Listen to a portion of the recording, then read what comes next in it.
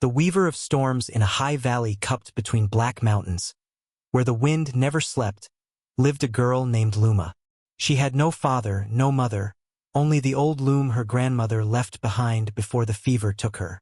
The loom was ancient, its beams carved with clouds and lightning, and when Luma's small fingers moved the shuttle, the sky listened. At first she wove only what the village needed. A soft gray shawl of gentle rain for the barley fields. A bright bolt of cloth shot with gold to warm the spring. A white blanket of quiet snow when winter grew too cruel. People left bowls of milk and honey cakes on her doorstep. They called her Little Sister of the Sky and smiled when thunder rolled like distant laughter. But word travels faster than mercy. One drought summer, 3 traders came up the mountain road in lacquered carriages. Their robes were heavy with jade and silver thread, and their smiles did not reach their eyes. They had heard rumors in the low cities. Cloth that commands the heavens.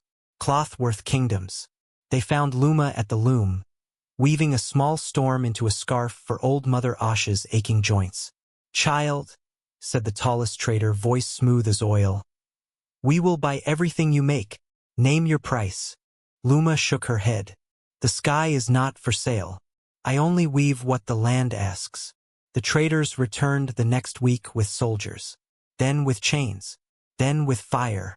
They burned the village granary when the headman refused to hand her over.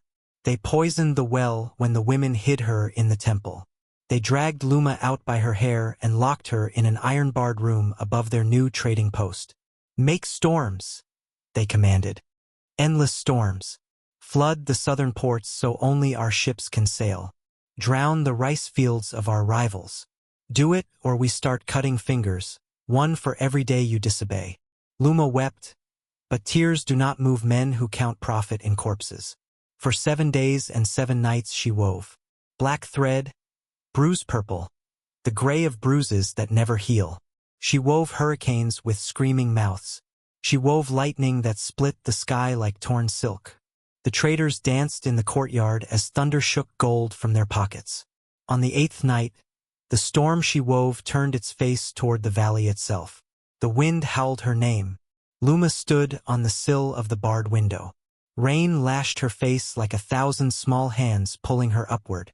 She took the last cloth she had secretly woven, pure white, lighter than breath, threaded with dawn and mercy, and wrapped it around her shoulders like wings. Then she stepped into the storm. The traders ran out shouting as the sky opened and swallowed her whole. They fired arrows into the clouds. They screamed offers of riches, of thrones, of anything she desired. The only answer was thunder that sounded like a girl's laughter, far away and unafraid. The storms stopped as suddenly as they began. Years passed. The trading post fell to ruin.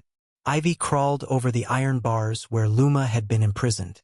The village rebuilt slowly, learning to share water, to plant trees, to speak gently even when hunger gnawed.